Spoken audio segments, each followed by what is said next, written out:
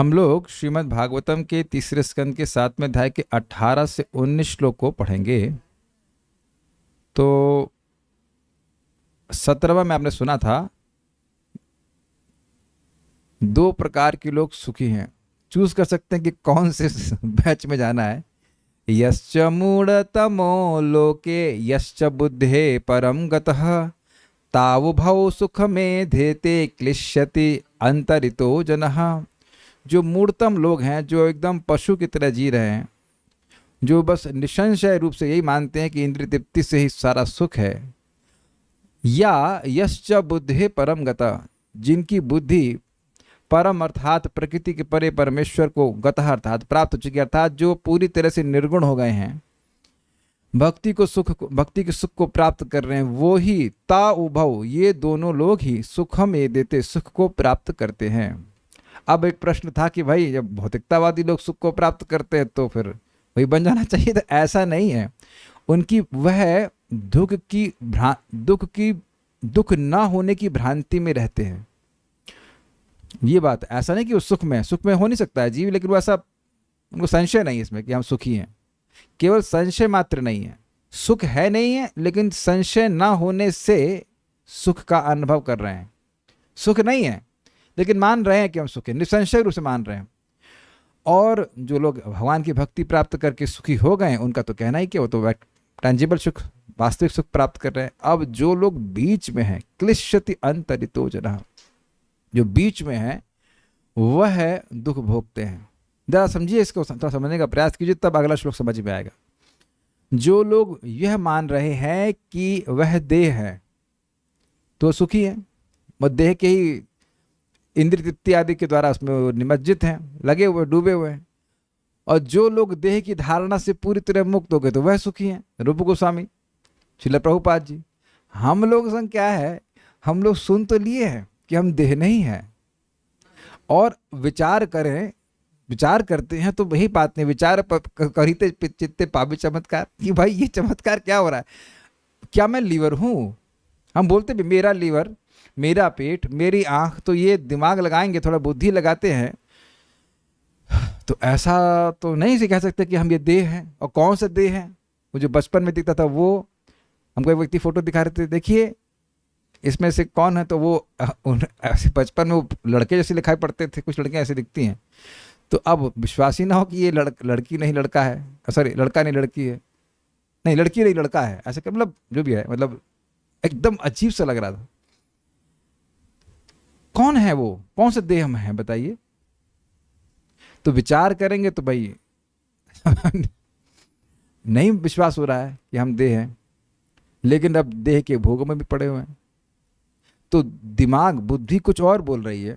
बुद्धि भगवान को परम गता नहीं हुई है, भगवान को नहीं प्राप्त की है, और बुद्धि देह में भी नहीं फंसी है। कुछ नहीं समझ आता। जितनी बार साधक इंद्रिय भोग में पड़ जाता है तो अब वो सोचता है कि भाई ये क्या है, जब हम देह हैं नहीं तो यह सब क्यों?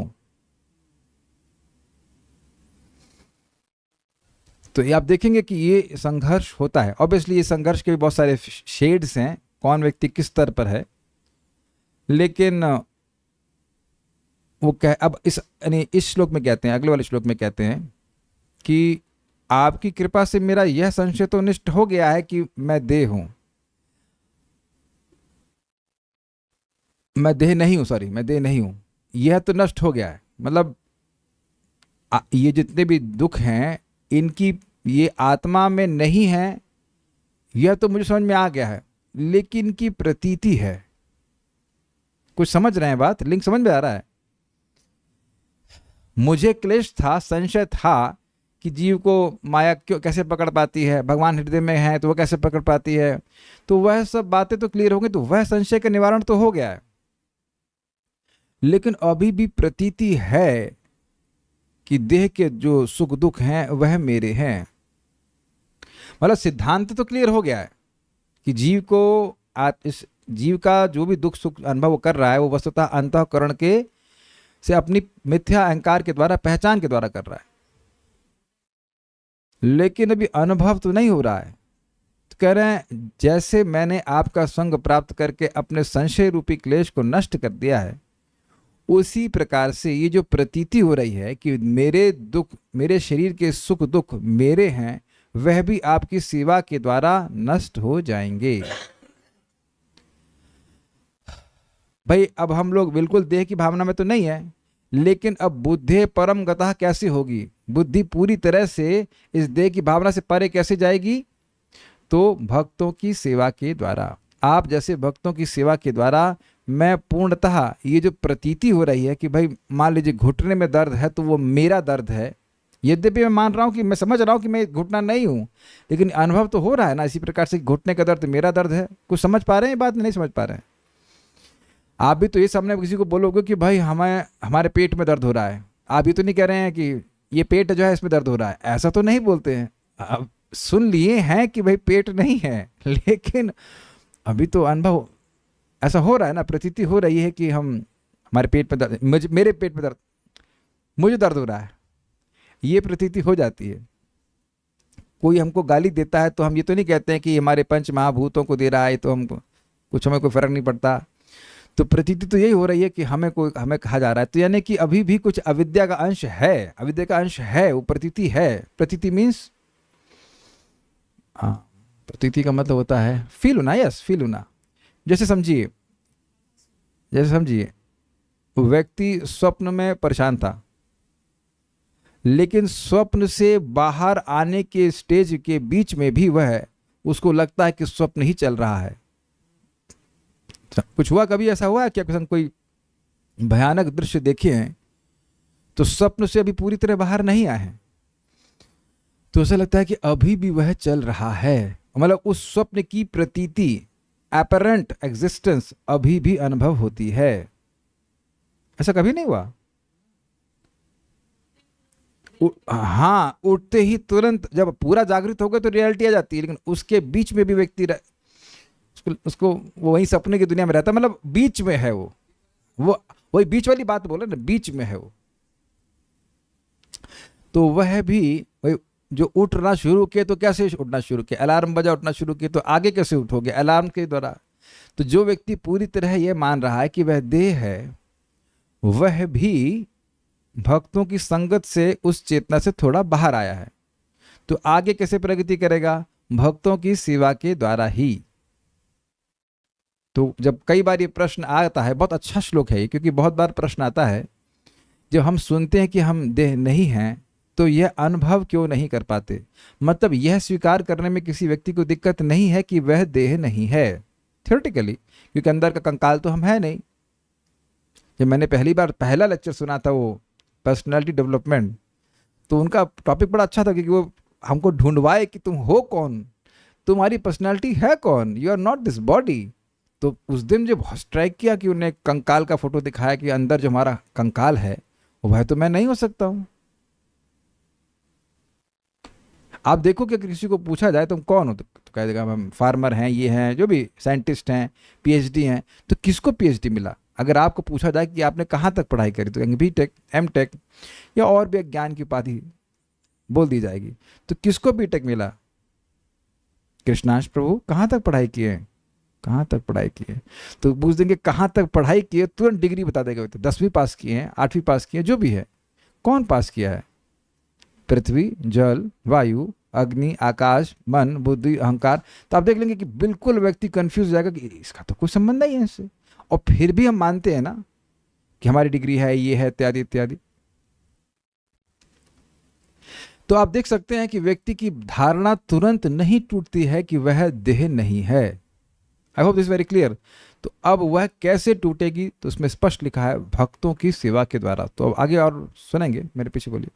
अर्थाभावं विनिश्चित्य प्रतीतस्यापि नात्मनः, अर्थाभावं विनिश्चित्य प्रतीतस्यापि नात्मनः, तां चापि युष्मच्चरणा सेवायाहं पराणुदे, तां चापि युष्मच्चरणा सेवयाहं पराणुदे। अर्थाभावं विनिश्चित्य प्रतीतस्यापि नात्मनः, अर्थाभावं विनिश्चित्य प्रतीतस्यापि नात्मनः, तां चापि युष्मच्चरणा सेवायाहं पराणुदेः, तां चापि युष्मच्चरणा सेवयाहं पराणुदे अर्थाभावं विनिश्चित्य प्रतीतस्यापि चात्मनः अर्थाभावं विनिश्चित्य प्रतीतस्यापि नात्मनः तां चापि युष्मच्चरणा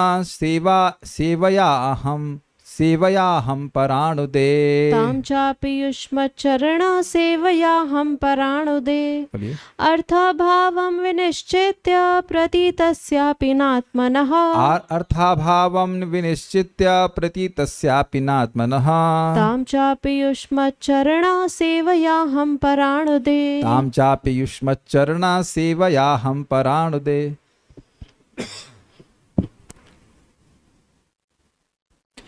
किंतु हे महोदय, मैं आपका कृतज्ञ हूँ, क्योंकि अब मैं समझ सकता हूँ कि यह भौतिक जगत सार रहित है, यद्यपि यह वास्तविक प्रतीत होता है। तो किंतु का क्या मतलब है? मतलब मेरा वो संशय का निवारण हो गया है। मुझे संशय थे ना, परेशानी कर रहे थे कि इस जगत में दुख जीव कैसे प्राप्त कर रहे इत्यादि। तो जगत की वास्तविकता में कोई जीव को दुख नहीं है। मुझे पूर्ण विश्वास है कि आपके चरणों की सेवा करने से मेरे लिए इस मिथ्या विचार को त्याग सकना संभव हो सकेगा। श्लोक देखिए। न आत्मनः, यह अनात्म प्रापंचिक जगत। अनात्म मतलब जो आत्म स्वरूप नहीं है, जो आत्मा नहीं है, जो जड़ है, जो निरानंद है, असत है, अशाश्वत है, अचिद है और निरानंद है। प्रतीतस्यापि, प्रतीत होने पर भी अर्थाभावम, अर्थहीन है। ये एक अर्थ है, मतलब इसमें अर्थ का अभाव है। जीवात्मा के लिए अर्थ क्या है? सच्चिदानंद। तो इस जगत में ऐसा कुछ है नहीं, यद्यपि ऐसी प्रतीति होती है। जगत लगता है ज्ञानमय है, तभी तो लोग ज्ञान की खोज में हैं। लगता है कि आनंदमय है, इसीलिए तो वस्तुएं इकट्ठी करते हैं कि नहीं करते हैं? वस्तु में इकट्ठी करने का प्रयोजन यही होता है कि इस वस्तु को प्राप्त करके मैं सुखी हो जाऊंगा। अग्रीड। लेकिन वस्तु ऐसी है नहीं। ये एक अर्थ है, मैं आगे बताऊंगा दूसरा अर्थ भी। कुछ समझ पा रहे हैं कि नहीं समझ पा रहे हैं? ये मतलब ने निश्चित कर लिया है कि इस जगत में कुछ दम नहीं है, यद्यपि प्रतीत होता है, यद्यपि यह जगत शाश्वत लगता है। कितने लोगों को लग रहा है कि यह जगत अशाश्वत है? लग इसलिए रहा है बंधु, क्योंकि आपने गीता भागवत सुनी है। और लग क्या रहा है? हमने सुना है तो शास्त्र चक्षु मिल गया है। अपने से किसी को लग रहा है। एक वक्त कह रहे हैं मुझे लग रहा है। अच्छा, जब गीता नहीं सुने थे तब भी लग रहा था, आउट नहीं हो रहा था। अच्छा, अगर व्यक्ति को शाश्वत, अच्छा कितने लोग को फील हो रहा है कि अब आज मरने वाले हैं?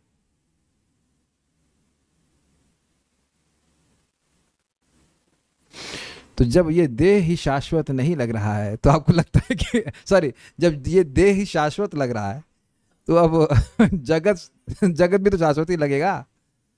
जगत की आयु तो हमारी देह की आयु से लंबी है ना। किसको चिंता नहीं है कि उसके कल कहीं पैसा कम तो नहीं है कल? जब तुम आज मरने वाले हो तो कल की चिंता क्या? कितने लोग कह सकते हैं कि जब में चिंता नहीं होती कल क्या होगा? अरे श्योर है कल जिंदा रहेंगे। कौन कह सकता है कल जिंदा रहेगा? तो आप देखेंगे कि यद्यपि देह नष्ट होने वाला नष्ट हो रहा है, फिर भी प्रतीति होती है कि ये तो ऐसा ही रहेगा। कितने लोगों को विश्वास है कि वो बूढ़े होंगे? बूढ़े मतलब थिंक अबाउट इट, एक्सेप्ट जो लोग बूढ़े हैं मतलब सोचना नहीं चाहेंगे कि हम वृद्ध होंगे, है ना? जितने लोग वृद्ध हुए हैं उनसे पूछा जाए कि आप सोचे थे कि आप वृद्ध होंगे, तो उत्तर ना, हम नहीं, not me, exception. Brahma ji ने हमारा देह अलग बनाया है। विचार कौंधता नहीं है। अगर देखिए हम प्रश्न कर रहे हैं, लेकिन अगर आप विचार करेंगे तो आप देखेंगे हम लोग के मन में विचार आता नहीं है ये कि हम बुढ़े होंगे। एक वक्त कह रहे हो ही गए। मैंने ये नहीं बोला, मैंने ये पूछा कि क्या जब जवान थे तब ये लगता था कि बुढ़े हो जाएंगे, जबकि सब लोग को देख रहे हैं बुढ़े होते हुए। ये सब दिख रहा है कि प्रतीति नहीं होती इस जगत में कि शाश्वत नहीं है।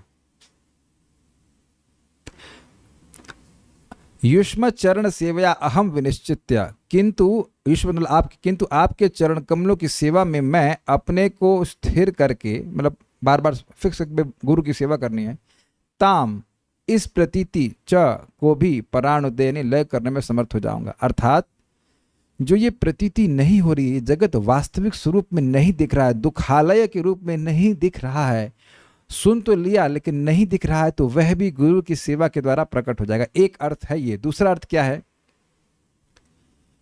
कि संस्कृत श्लोक देखिए, इसमें अर्थाभावम विनिश्चित्य प्रतीतस्यपि नात्मनः। इसका अर्थ क्या है? जीवात्मा में अर्थ का अभाव है ऐसा, जीवात्मा में अर्थ का अभाव नहीं है, अर्थात ज्ञान, शाश्वतता और आनंद जीव में नहीं प्रतीत हो रहा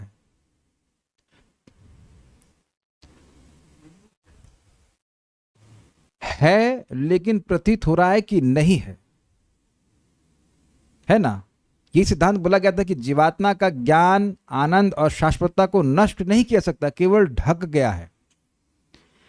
तो जो ये प्रतीत हो रहा है कि जीवात्मा में अर्थ का अभाव है, अर्थ मतलब प्रेम, भगवत प्रेम नहीं है या शाश्वतता नहीं है, ज्ञान, सच्चिदानंद जो हमारा गुण है वह नहीं है, ऐसा अनुभव हम कर रहे हैं, तभी तो व्यक्ति मृत्यु से डरता है। अग्रीड?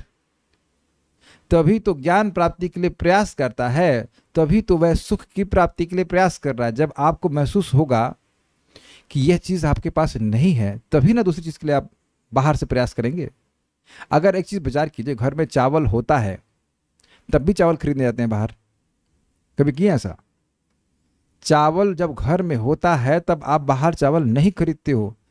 कदाचित ऐसा हो सकता है कि घर में कोई वस्तु है, मान लीजिए दाल है, और वो अपने पैकेट में कहीं पैक करके रखी हुई है घर में, लेकिन अब उसकी प्रतीति नहीं हो रही कि वो यहाँ पे है, तो अब बाहर जाकर दाल खरीदने जा रहे हैं। कुछ उदाहरण समझ में आ रहा है? ऐसा हो गया होगा घर में, कभी कभी हो जाता है। कभी कभी चीज़ डबल आ जाती है, वो है घर में लेकिन नहीं दिख रही है, तो अब प्रतीति हो रही कि नहीं है, तो बाहर से फिर से खरीद ले जाते। तो आत्मा का आनंद अभी कहाँ है बताइए? कहाँ का मतलब बिल्कुल उसकी प्रतीति नहीं हो रही ना। कौन अभी इस समय डिवाइन ब्लिस में डूब रहा है? नहीं डूब रहा है। तो ये यद्यपि आत्मा में ऐसी प्रतीति हो रही कि उसमें अर्थ का अभाव है, अर्थ मतलब वास्तविक तत्व है, उसका अभाव है, लेकिन है नहीं, तो अब इसकी जो प्रतीति हो रही है वह भी मैं काट दूंगा आपकी सेवा के द्वारा। तो दो बातें, दो अर्थ समझ पा रहे हैं इसके।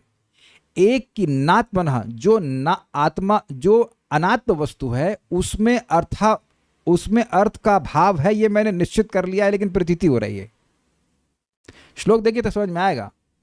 नात्मना शब्द को एक साथ लीजिए। जो आत्मा नहीं है उसमें जो अर्थ का अभाव है वह मैंने निश्चित कर लिया कि इस जगत में कोई सार नहीं है, ना इसमें ज्ञान है, ना इसमें शाश्वतता है, और ना इसमें आनंद है, लेकिन प्रतीति हो रही है, तो उसको भी मैं आपकी सेवा के द्वारा नष्ट कर लूंगा। दूसरा, आत्मनः अर्थात आत्मा में न अर्थाभाव न अर्थाभावम विनिश्चितता, यानी कि आत्मा में अर्थ का भाव नहीं है, यह मैंने निश्चित कर लिया है, विशेष रूप से दृढ़ कर लिया अपनी बुद्धि के द्वारा, लेकिन प्रतीति हो रही है, तो उसको भी मैं आपकी सेवा के द्वारा नष्ट कर लूंगा। Is it sinking in? ये तो बहुत, मैं श्लोक देखिए समझ में आ रहा है। देखिए, पहले आप नात्मनः शब्द को लीजिए। नात्मना शब्द क्या हुआ? जो आत्मा नहीं है। क्या वो आत्मा नहीं है? जड़ पदार्थ। आपने सब तरफ देखिए, प्लास्टिक कुर्सी, एक कैमरा या जो भी कुछ आसपास आप देखेंगे वह सब जड़ है। तो वो कौन सा पदार्थ है? वो अनात्म पदार्थ है। नात्मना मतलब जो आत्मा नहीं है। क्या ये मोबाइल आत्मा है? नहीं है। तो इस आत्मा, मान लो कोई मान रहा है कि इसमें सुख है, तो ये गलत है। तो इन्हें कहा कि नात्मनः अर्थाभावम विनिश्चितः। वो तो ठीक है, पहले अर्थ समझिए। नात्मना शब्द ले लीजिए, जो अनात्म पदार्थ है, जो आत्मा नहीं है, उसमें अर्थ का अभाव है, यह मैंने निश्चित कर लिया है, लेकिन प्रतीति हो रही है कि इसमें है, कुछ दम है। तो उसको भी, जो प्रतीति हो रही है वह भी का मतलब है कि इसमें अर्थ का अभाव है, यह तो मैंने आपकी सेवा से समझा ही, लेकिन जो प्रतीति हो रही है कि इसमें कुछ दम है, वह भी मैं आपकी सेवा के द्वारा नष्ट कर दूंगा। तो देखिए दो स्टेज है। एक स्टेज है कि भाई आप समझ तो रहे हैं कि इसमें दम नहीं है, लेकिन लग रहा है कि दम है। अच्छा, अगर नहीं समझ में आ रहा है तो ये बताइए कि कितने लोगों ने डिनर कर लिया है, नहीं किया है। तो अब जिन लोगों ने डिनर नहीं किया है उनके लिए भोजन में कोई सार है कि नहीं है? कौन आत्मज्ञानी है यहाँ पे? मतलब भोजन में सुख है कि नहीं है? हमारे से मत पूछो, हम तो खा के आए। अब जो व्यक्ति भूखा होता है उससे पूछो कि भाई तुम आत्मा हो, तुमको भोजन से क्या मतलब? तो कहेगा नहीं अभी मैं देह हूं तो अभी तो लगता है ना कि आत्मा से भोजन के बिना नहीं रह पाएगी, या थोड़ी देर में नींद आएगी, तब कह देंगे तुम तो आत्मा हो भाई, तुमको उसमें क्या जरूरत है सोने की? जो सोने की क्या जरूरत है?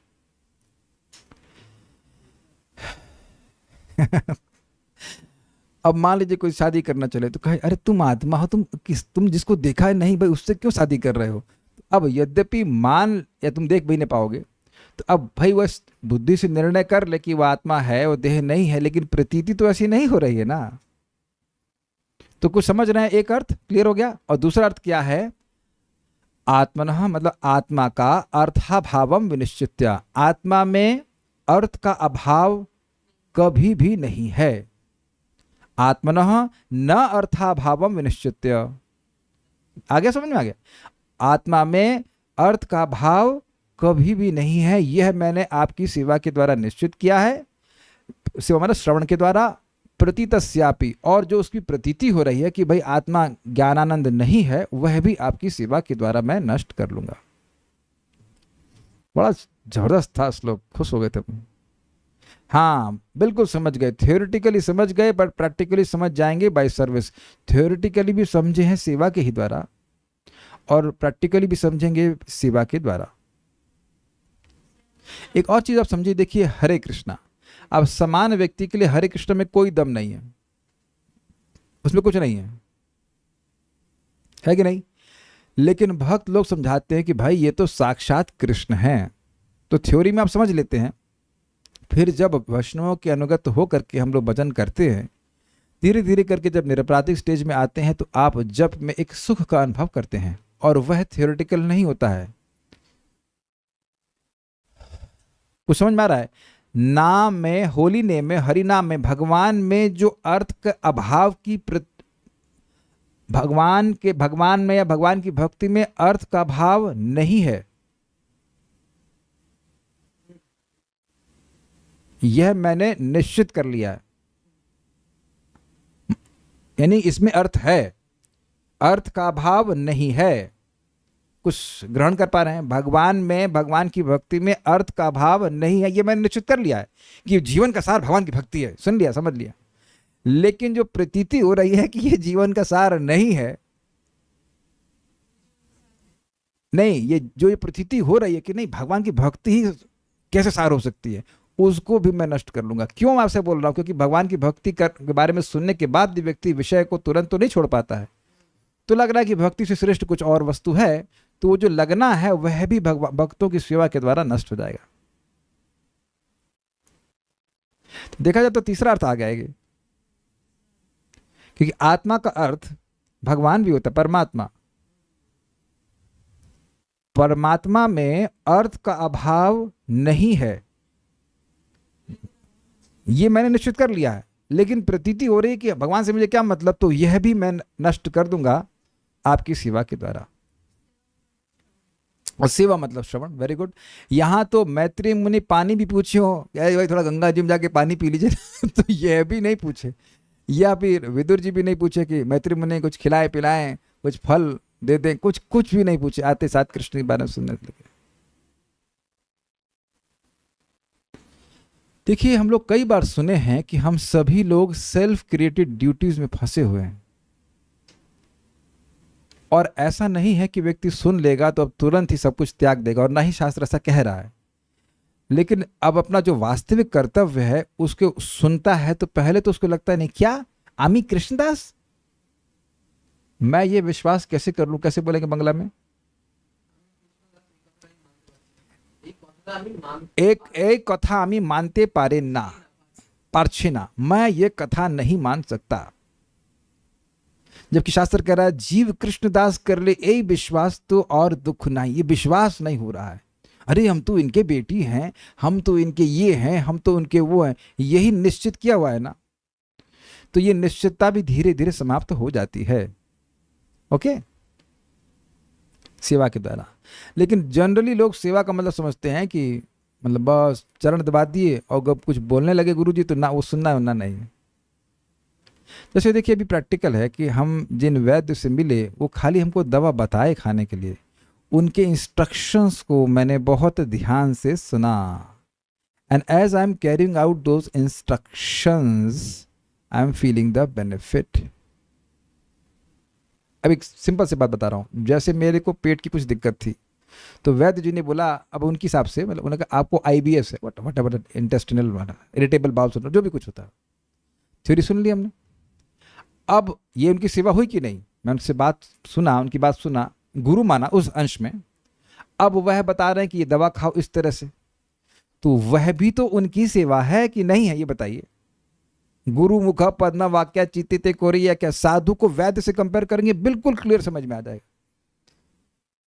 हम सुनते हैं कि भाई व्हाट इज दैट, कृष्ण भूलिया जीव अनादिर बहिर्मुख अतएव माया दे तार संसार दुख। जैसे वैद्य ने बताया कि तुम्हारी सारी परेशानी का कारण है तुम्हारा IBS, मतलब बेटा फिर ये कारण है, लीवर डाउन है, कुछ भी। उसी तरह शास्त्र कह रहा है कि तुम कृष्ण से विमुख हो, इसीलिए तुमको माया दुख दे रही है, अलग अलग स्वरूपों में आकर के, आदि भौतिक, आध्यात्मिक, आदि अध्यात्मिक इत्यादि। तो यह सुन तो लेता है व्यक्ति, तो सुन के कुछ विश्वास होता है और फिर सोचता है कि वह कृष्ण की सेवा करेगा। तो अब जब वह गुरु के मार्ग अनुसार, बताए हुए मार्ग के अनुसार सेवा करता है, तब उसको समझ में आने भी लगता है कि मेरे एकमात्र दुखों का कारण भगवत विमुखता ही है। जैसे कि परम पूज्य गिरिराज महाराज अपने एक प्रवचन में कह रहे थे कि जब करते हुए एक दिन उनको एक बहुत डीप रियलाइजेशन हुआ कि जीवों का दुख का एकमात्र कारण भगवत विमुखता है। तब कहेंगे इसमें कौन सी बड़ी बात है? बड़ी बात है। To realize that I am suffering only because I am going against Krishna is a very big realization. I समझा पा रहा हूं मैं? तो ये प्रभुपाद के सिवा, प्रभुपाद जी के विश्वसनीय सेवक हैं, तो वह करते करते करते उनको वह अनुभव भी हो गया। जैसे कि हम लोग श्लोक में गीता में सुनते हैं, व्हाट इज दैट, 4.34, तद विद्धि प्रणिपातेन परिप्रश्नेन सेवया उपदेक्षन्ति ते ज्ञानम ज्ञानिनस्तत्त्वदर्शिनः। आत्मज्ञान को प्राप्त करने के लिए, उस ज्ञान को प्राप्त विद्धि जानने के लिए, तद विधि प्रणिपातेन, प्रणिपात प्रणाम करके गुरु के पास जाना चाहिए। प्रणाम का मतलब क्या है? नम्र भावना की यह मुझसे अधिक जानते हैं। ऐसा नहीं कि प्रणाम किया और सोच रहे कि मैं उनसे अधिक जानता हूं। कुछ समझ में आया क्या? मैं वैद्य जी के पास बोलता, वैद्य जी लीवर ये होता है वो होता, कहते बट तुम अपना ज्ञान अपने पास ही रखो, मेरे पास क्यों आए? So when I was hearing him then I was presenting myself that I don't know anything, please help me. Agreed? वैद्य के पास तो ऐसे जाते हैं ना, डॉक्टर को MBBS पढ़ाने तो नहीं जाते ना। गए हैं कभी आज तक? कहा जा रहे डॉक्टर के पास जा रहे, क्यों? अरे जरा उसको MBBS का ज्ञान दे दें।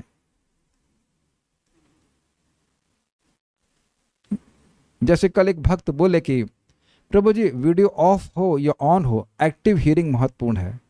उनसे पूछो कि भगवान ऐसा बोलते हैं? भगवान बोलते हैं कि वीडियो ऑफ करके जाइए, वहां तो बोले साक्षात सामने जाइए, प्रणिपात कीजिए। तो आजकल हर देखिए, मेरा उस व्यक्ति पे कोई आक्षेप नहीं, मैंने उनका तो वीडियो ऑफ है, मैं जानता भी नहीं, पहचानता भी नहीं वो कौन है, लेकिन आजकल लोग सोचते हैं कि उनका ओपिनियन हमारा ओपिनियन सब बराबर है। ऐसा होता नहीं है, किसी भी क्षेत्र में ऐसा नहीं होता है। जो व्यक्ति उसमें एक्सपर्ट है उसकी बात मानते हैं, लेकिन आध्यात्मिकता में सोचते हैं कि हम जो मान लिए तो ठीक है, हमारा भी ओपिनियन ठीक है, उनका भी ओपिनियन ठीक है। It is not like this. प्रणिपात, I don't know, I don't know. तभी तो हम ज्ञान, कभी भी हम ज्ञान स्वीकार करते हैं तभी स्वीकार कर पाते हैं जब हम ये स्वीकार करें कि हम नहीं जानते। एक बात तो प्रणिपात का अर्थ। फिर परिप्रश्नेन। अब मैं वैद्य जी के पास पूछ जाता हूँ, आजकल वैसे मैं स्टॉक्स में पैसा नहीं लगाता, स्टॉक्स का कैसे चल रहे हैं, शेयर्स का क्या रेट है? तो वैद्य के आपने गलत नंबर डायल किया है ना। जैसे कोई व्यक्ति कभी कभी आपको फोन करके पूछे, अरे वो उधर पार्सल पहुंच गया क्या? तो आप क्या कहेंगे? अरे हम पार्सल वाले हैं क्या? तो आप सोचते हो ना कि ये प्रश्न मुझसे क्यों कर रहे हो? Wrong number. तो प्रणिपात करने के बाद रॉन्ग नंबर ना डायल कीजिए कि अरे हमारी लड़की की शादी नहीं हुई, शादी करा दीजिए। ऐसा भी लोग पूछते हैं, सन्यासी को पूछते हैं, महाराज जी आप तो बहुत जगह जाते होंगे, हमारी लड़की की शादी करा दी, बड़ी चिंता है। सब सन्यासी का ये काम रह गया है। तो परिप्रश्न का मतलब हुआ आध्यात्मिक जिज्ञासा और साथ साथ सेवया। जैसे उन्होंने कहा कि दवा खाओ, तो अब मैं उनकी आज्ञा का पालन कर रहा हूं, अग्रीड, कितने बजे खाना है, ऐसे करके खाना है, याद करके। उसी प्रकार से गुरु कहते हैं कि आप 16 माला जप कीजिए, सुबह उठिए, भगवान के बारे में सुनिए। या जैसे हम सुनते हैं कि भाई भगवान को हम अब अपनी प्राकृत इंद्रियों से नहीं समझ सकते हैं, लेकिन जब हम सेवा करते हैं जिसकी शुरुआत जीव से होती है तो भगवान स्वयं प्रकाशित करते हैं। तो शुरुआत में हमने थ्योरी में स्वीकार किया, अब जब बार बार इसको कर रहे हैं, जीव से भगवान का नामोच्चारण कर रहे हैं, कथा कह रहे हैं या बोल रहे हैं भगवान के बारे में, और भगवान का प्रसाद ग्रहण करते हैं, तो फिर उस सेवा से धीरे धीरे ज्ञान प्रकाशित होता है। इसीलिए कह रहे हैं उपदेक्षन्ति ते ज्ञानम ज्ञानिनस् तत्वदर्शिनः। और बहुवचन में बहुत से ज्ञानी ऐसे भगवान के भक्त हैं जो तत्व को समझते हैं और वो तत्व का उपदेश देते हैं। तो ये 3 उपहार गुरु को देने होते हैं, प्रणिपात, परिप्रश्न और सेवा, और तब गुरु ज्ञान देते हैं। तो अब प्रश्न हो जाएगा कि उस ज्ञान से क्या हो जाएगा, तो जो इसका श्लोक दिखाएंगे 4.35, उस ज्ञान को प्राप्त कर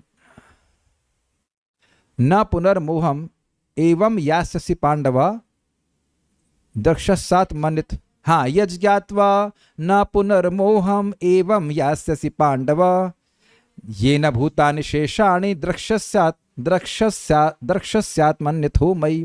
तो कहते हैं यज्ञात्वा, उस उपदेश को अनुभव करके, ज्ञान जान करके, न पुनर्मोहम, जो तुम इस प्रकार, एवं यास्यसि पांडव, हे पांडव जो तुम इस प्रकार का मोह प्राप्त किए हो कि मेरे दादाजी इनसे कैसे युद्ध करूंगा, उनसे कैसे युद्ध करूंगा, अब तुम दोबारा मोह को नहीं प्राप्त होगे। और क्या देखोगे, ये ना, जिस ज्ञान के द्वारा तुम देख पाओगे, भूतानि अशेषेण, सभी जीव मुझ में ही स्थित हैं, द्रक्षस्यात् मन्यथो मयि, वह सभी मुझ में स्थित है, वह सभी मेरे अंश हैं, और इस प्रकार से किसी भी प्रकार के मोह को नहीं प्राप्त होगे। तो यहाँ कह रहे हैं, वही बात यहाँ पे कह रहे हैं कि वैष्णव की सेवा द्वारा, भक्तों की सेवा के द्वारा व्यक्ति इस आत्माभिमान को भी त्याग देगा, अनुभव रूप में, अनुभवगत रूप से उसको अनुभव हो जाएगा कि भाई हम यह देह नहीं है, केवल थ्योरी की बात नहीं रह जाएगी। ठीक है, सारार्थ दर्शनी, इसी क्षण मेरे दुख का अंत हो गया क्योंकि मेरे संशय नष्ट हो गए। कैसे? आपके मुख से निश्रित सिद्धांत द्वारा मुझे विश्वास हो गया है कि आत्मा में कोई वास्तविक अर्थाभावम अर्थात दुर्भाग्य नहीं है। अर्थ मतलब भाग्य और अभाव मतलब भाग्यहीनता। ये तो समझ रहे ना, अर्थाभाव का मतलब दुर्भाग्य, मतलब उसके ज्ञान और आनंद का नाश हो जाना, यही जीव का दुर्भाग्य है ना। तो इसमें मुझे विश्वास हो गया कि वास्तविक रूप में आत्मा का दुर्भाग्य नहीं है, तथा यद्यपि मुझे यह न प्रतीतस्यापि अर्थात प्रतीत नहीं भी हो रहा है, विश्वास हो गया लेकिन प्रतीत नहीं हो रहा है, तथापि मैं आपके चरण कमलों की सेवा द्वारा ताम अर्थात अपनी प्रतीति के अभाव को पराणुदय अर्थात नष्ट कर दूंगा। हाँ, क्या प्रतीत नहीं हो रहा है? कि जीव में अर्थ का अभाव नहीं है, अर्थ का भाव नहीं है, यह प्रतीत नहीं हो रहा है। बहुत सारे ना आ गए इसमें। जीव का कोई दुर्भाग्य नहीं है, क्या ऐसा प्रतीत हो रहा है? तो उत्तर होगा नहीं, नहीं हो रहा है। तो इस प्रतीति के अभाव को मैं नष्ट कर दूंगा, मतलब मुझे ये अनुभव होने लगेगा कि जीव तो सच्चिदानंद स्वरूप है, वह भी भक्तों की सेवा के द्वारा। ये अर्थ है। बहुत सारे ना है तो ना को बैलेंस कर लीजिएगा, ठीक है। तात्पर्य, बद्ध जीव के कष्ट सतही होते हैं, स्वतः नहीं लिखा है, सतही। सतही मीन्स सरफेशियल, ऑन सरफेस ओनली, और उनका कोई वास्तविक महत्व नहीं होता, जिस तरह स्वप्न में किसी के सिर को काटने का कोई महत्व नहीं होता। जैसे मैंने को समझाया था कि एक व्यक्ति हम जानने वाले हैं और वो कहते हैं कि हमारा सब कुछ खत्म हो गया क्योंकि उनका बिजनेस समाप्त हो गया था। तो हमसे पूछो कि अगर आप समाप्त हो गए तो आप यह कैसे बोल रहे हो कि आप समाप्त हो गए? मैंने एक बार बताया था कि एक भूत भी बोल रहा था कि पिछले जन्म में वो कैसे मरा, तो अगर वह मर गया तो वह कैसे बोल रहा है कि वह मर गया था पिछले जन्म में? मतलब मृत्यु नहीं है, लेकिन वह ऐसा सोच रहा है कि वह मर गया। हमारे देह, हम लोग देह है नहीं, लेकिन हम लोग यही मानते हैं कि हमारी इतनी उम्र हो गई, इतनी उम्र हो गई, इतनी उम्र। स्त्रियों की उम्र नहीं पूछनी चाहिए, स्त्रियों की उम्र नहीं पूछनी चाहिए, ऐसा सुनते हैं ना। या पुरुषों का सैलरी नहीं पूछनी चाहिए। तो अब तुम सैलरी लेके पैदा हुए थे। पूछो किसी पुरुष को कि तुम सैलरी लेके पैदा हुए थे या हमारा बड़ा नुकसान होगा, तो क्या लेके आए थे आप। लेकिन ऐसी प्रतीति हो रही, कौन कह सकता है भाई जिसके पास पैसा है कि उसको प्रतीति नहीं हो रही है कि उसका धन चोरी हो गया, या धन आ रहा है उसके पास, या उसका अपमान नहीं हुआ है, या उसको सम्मान हो रहा है। क्या इसके लिए तो लोग मरे जा रहे हैं जगत में। तो ये सब सरफेशियल है, आपको लगता है। लेकिन भक्त लोग ऐसे हमसे प्रश्न करते हैं, बहुत दुख में है, ये है फलान ढमकाना। तो ये दुख का संबंध आत्मा से तो नहीं है, लेकिन प्रतीति हो रही, क्योंकि जब तक हम स्वप्न देख रहे होते हैं तब तक आप यह अनुभव नहीं कर रहे होते हैं कि हम स्वप्न देख रहे होते हैं। Do you agree with this? जब तक हम स्वप्न देख रहे होते हैं तब तक कोई स्वप्न में आके कहे, अरे भैया तुम स्वप्न देख रहे हो, तो आप चीखेंगे स्वप्न में, अरे बकवास कर रहे हो, स्वप्न है ये, कुछ नहीं है, ये वास्तविकता है। माइक पे बताइए क्या रियलाइजेशन है आपका? यस? नहीं, सब हमको ही बताएंगे आप, बोलिए।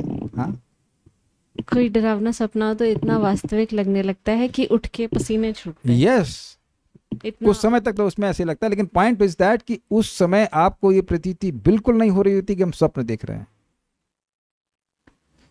जब अगली बार ऐसा हो ना, ये देखिए ऐसा एक्सप्रेशन आए ना, तो समझ जाना कि भी हम देह की चेतना में।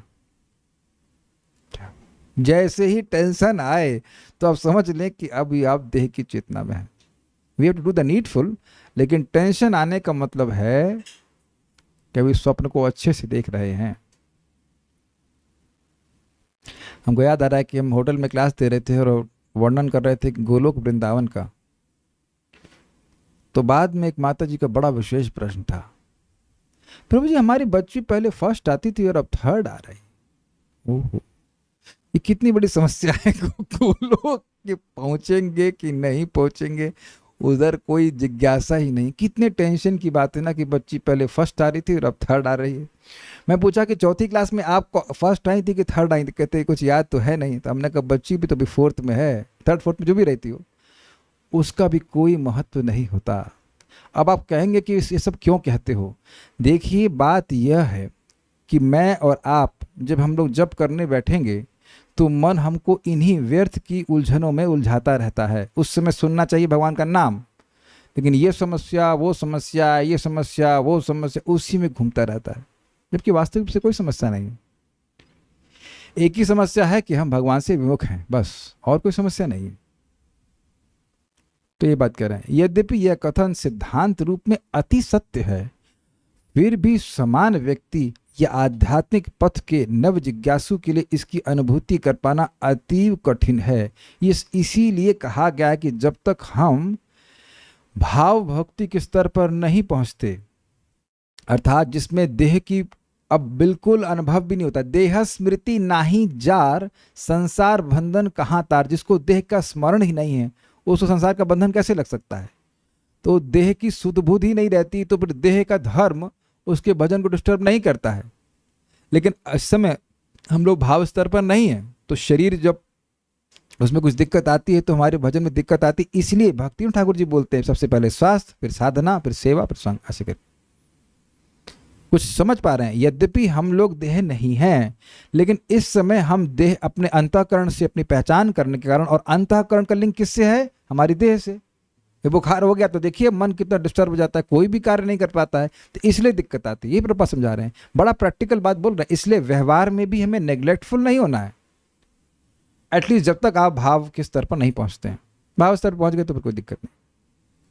जैसे एक श्लोक है कि मौषधि पृच्छसि मूढ़ दुर्मते निरामयम कृष्ण रसायनम पिबा इदम शरीरम परिणामपेशलम पतत्यवंशम शतिसन्धिजर्जरम किमौषधि पृच्छसि मूढ़ दुर्मते निरामयम कृष्ण रसायनम पिब। महाराज कुलशेखर कहते हैं इदम शरीरम परिणाम अपेशलम, ये जो शरीर है इसका परिणाम क्या, अपेशल, खराब परिणाम है, दुख में जाएगा या अग्नि में जाएगा या क्या कहते हैं कृमि भोजन बनेगा या कुत्ते खा लेंगे। पतत्य वंशम, निश्चित गिरेगा, ये हमेशा रहने वाला नहीं है। और शतिसंधि जर्जरम, इसमें 100 प्रकार की संधियां हैं, जोड़ जॉइंट्स पेन जॉइंट्स। तो यानी यह शरीर तो दुखमय है। किम औषधि पृच्छसी मूढ़ दुर्मते, हे मूढ़ दुर्मते तुम कौन सी औषधि पूछते हो। मतलब बेसिकली उनके कहने का मतलब है, वो जिस रियलाइजेशन से बोल रहे हैं, तो वो कह रहे हैं कि इस शरीर में कोई औषधि डालने की जरूरत नहीं है, तो क्या करूं। तो कह रहे हैं निरामयम कृष्ण रसायनम पिबा, कृष्ण कथा, कृष्ण का नाम ही पियो। तो अब ये व्यक्ति कौन बोल सकता है, जो भाव स्तर पर है, उसके लिए देह का धर्म नहीं डिस्टर्ब कर रहा है। लेकिन हम लोग तो नहीं है ना इससे। जैसे अभी महाराज बता रहे थे कि भाई ये बहुत अच्छी बात बोल रहे थे, ज्ञान और विज्ञान बहुत अच्छे से समझ आ जाएगा। भाई ज्ञान है कि हम आत्मा नहीं है, सॉरी हम लोग देह नहीं है, आत्मा है, लेकिन विज्ञान भक्ति करने से, भजन करने से और आगे आएगा। जैसे हम सुनते हैं कि चरणामृत पीने से सारे रोग नष्ट हो जाते हैं, सर्व व्याधि विनाशनम, अकाल मृत्यु हरणम, सर्व व्याधि विनाशनम, विष्णु गंगोतकम पित्वा पुनर्जन्म न विद्यते।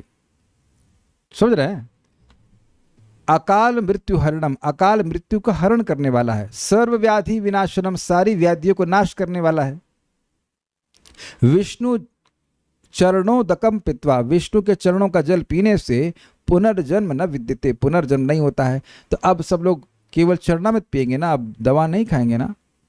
तो अब इसको आप इसका विरोध नहीं कर रहे हैं कि ऐसा सही है कि गलत है, सही है, लेकिन ऐसा अनुभव तो आप नहीं करते हैं कि बीमारी हो गई तो अब आपने केवल चरणोदक पी लिया और ठीक हो गए। ऐसा होता है क्या, ऐसा अनुभव तो नहीं कर रहे हैं, किसी भी कारण से हो, लेकिन अनुभव तो नहीं कर रहे हैं ऐसा।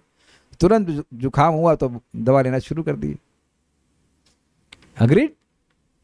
तो यहां वही कह रहे हैं कि मुझे विज्ञान, इस प्रकार का अनुभव भी आपकी सेवा के द्वारा हो जाएगा। लेकिन आप लोग के मन में एक प्रश्न होगा, तो क्या ये नाम की महिमा या चरणोदक की महिमा गलत है? नहीं, गलत नहीं है, लेकिन देखिए होता क्या है, बहुत सारे कारण हो सकते हैं। एक तो यह है कि भगवान स्वयं ही महिमा को प्रकाशित नहीं करते। अब क्योंकि अन्य सिद्धांत बने रहे भाई, दवा भी जरूरी है ये बना रहना चाहिए। और फैक्ट यार, फिर बताओ जीविका कैसे चलेगी लोग, भगवान को पालन करना है ना डॉक्टरों का चरण का जल ले लिया, उसके बाद फिर सब लोग ठीक हो गए, तो फिर हॉस्पिटल कैसे चलेगा। मेरी बेटी डॉक्टर बनेगी, सपना पूरा कैसे होगा इज इट नॉट, या व्हाटएवर बेटा। एक तो बात ये भी है, और दूसरा है कि हमारे पहले के अपराध भी हो सकते हैं जिसकी वजह से भक्ति का पूरा प्रभाव हमको नहीं अनुभव होता है। तो बार बार भक्ति करने से वो सब नष्ट होता है। शास्त्र बात गलत नहीं कहता है। या जैसा हम सुनते हैं कि भगवान को प्रणाम करने से भगवान हमारा देह चिन्मय कर देते हैं।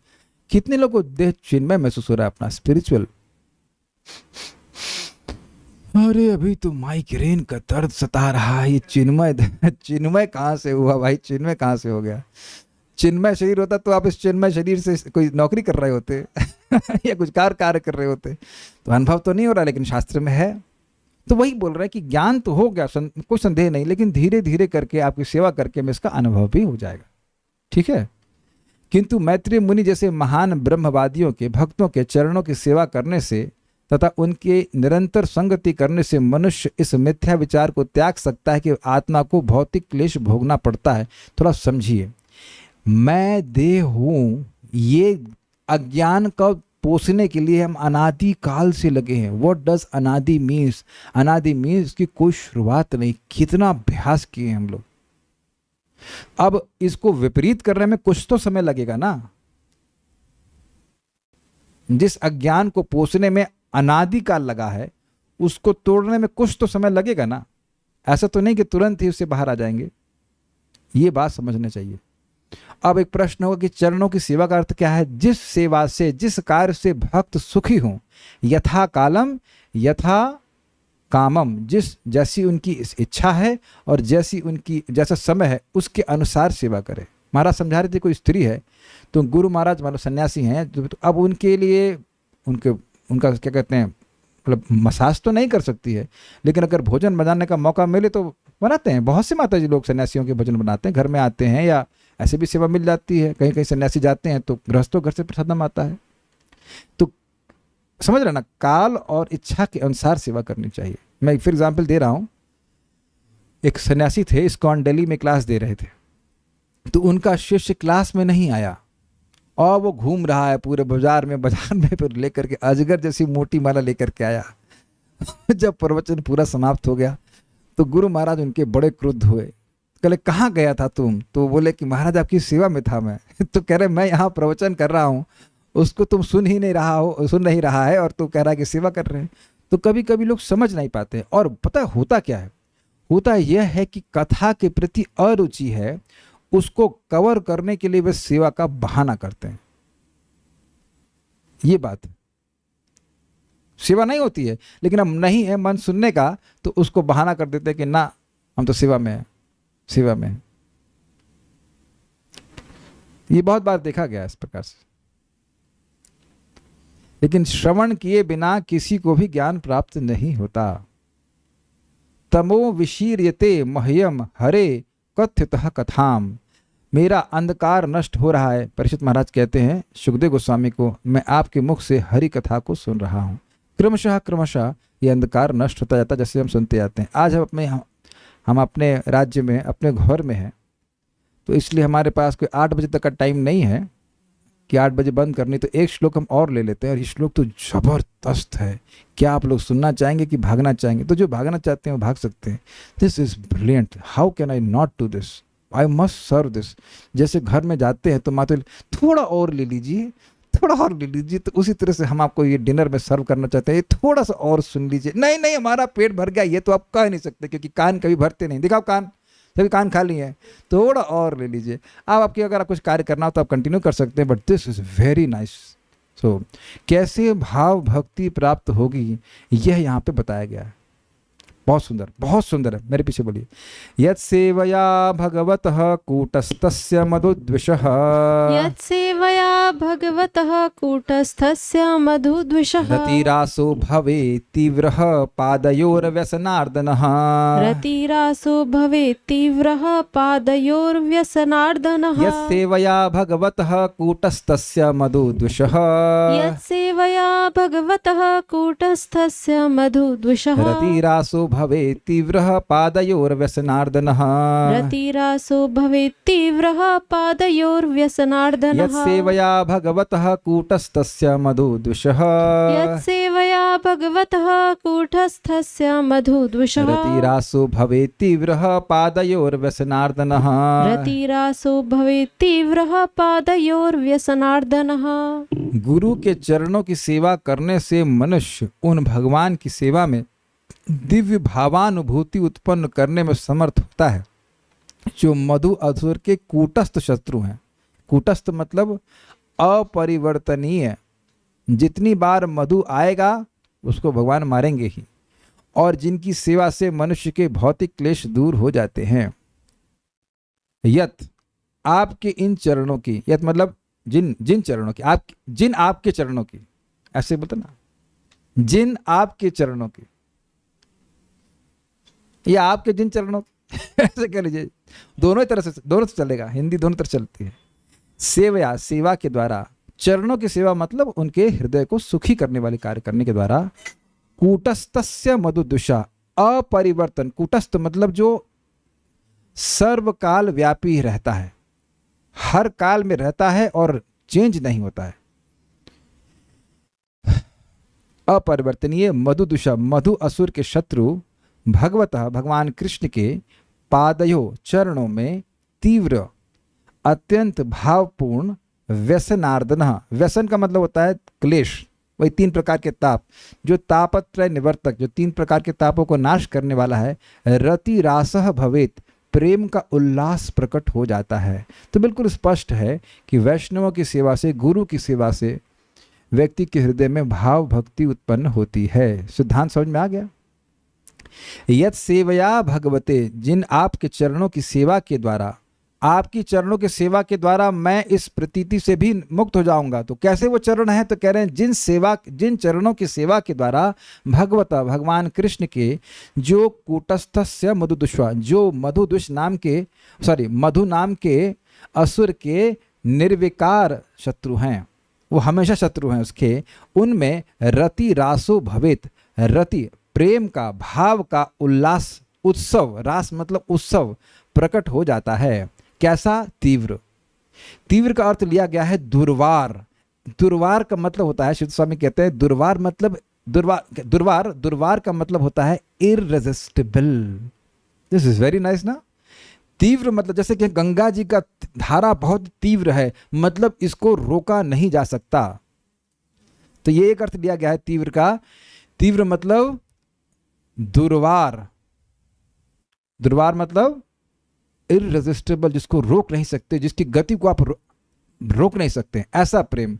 और दूसरा लिया है स्वाभाविक, नेचुरल प्रेम उत्पन्न होता है। पादयो अर्थात भगवान के चरणों में प्रसन्न होता है। व्यसनार्दनन, जो हर प्रकार के क्लेश का नाश करने वाला होता है। यानी इससे स्पष्ट क्या हुआ? जो प्रतीति हो रही थी, यद्यपि जीव में दुख नहीं है, लेकिन जो प्रतीति हो रही है वे भाव भक्ति के प्रभाव से पूरी तरह से नष्ट हो जाएगी। अब ये एक मोटा मोटा अर्थ बताया मैंने, अब आगे देखते हैं, बहुत अच्छा है। और अब कोई कहेगा कि भाई ये पहले हम समझ लें कि भाई ये क्या सेवा है गुरु की सेवा। The first instruction of the spiritual master is to eat prasadam 4 times। कितने लोग समर्थन करेंगे इधर? कोई तो अरे मेरी पार्टी में कोई नहीं है।